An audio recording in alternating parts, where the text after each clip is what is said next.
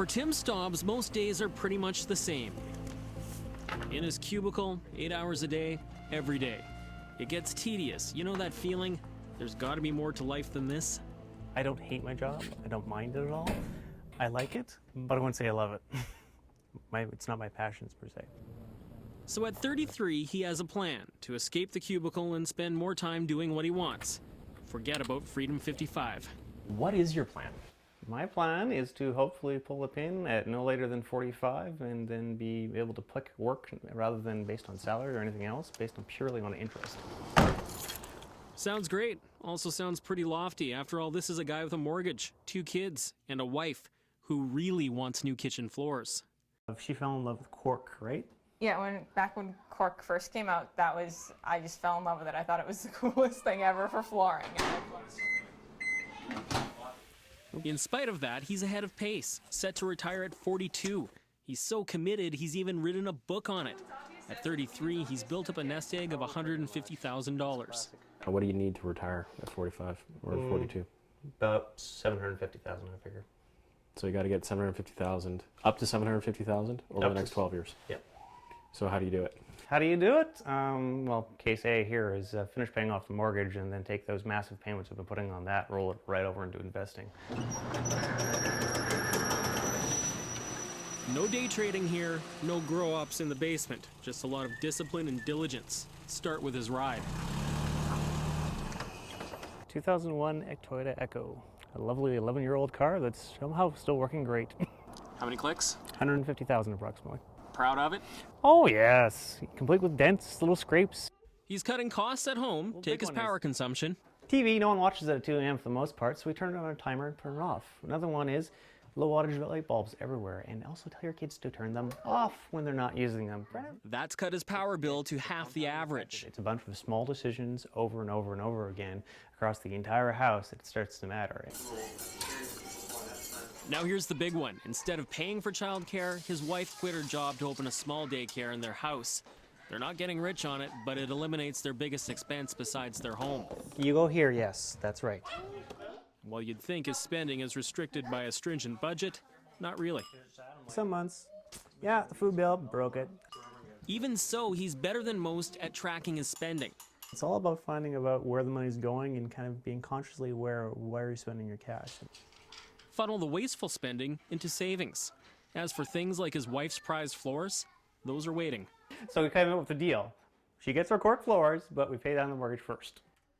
And that will happen later this year. A 20-year mortgage, done in 5. It's a cash optimization, I'd like to think of it. It's maximum quantity of happiness from minimum amount of discretionary spendings. Decisions very few other Canadians in their 30s are making with the hustle of everyday life. A recent report by TD Waterhouse says we're not even looking to Freedom 55 anymore. 60 is the new number, but most of us haven't even put $100,000 towards that goal. And the clock is ticking.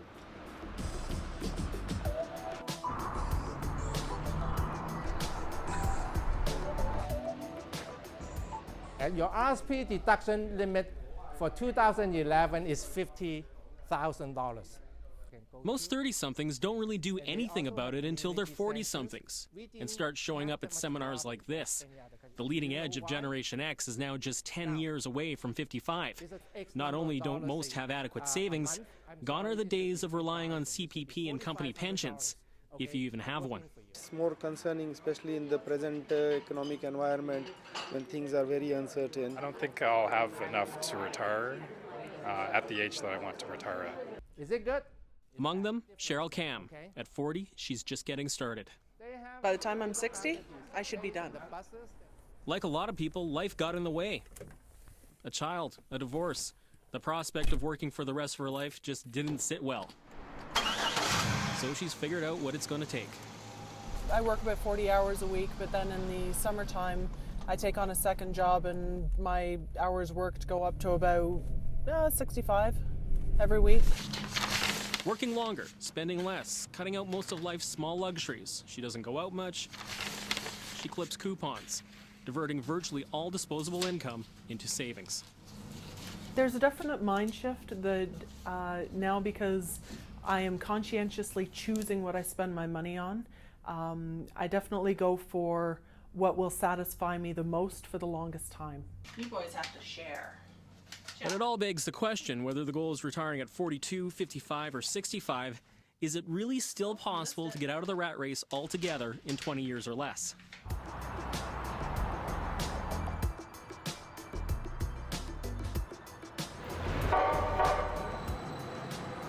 And it took just about an hour on the C train. Robert Herdman is a certified financial planner.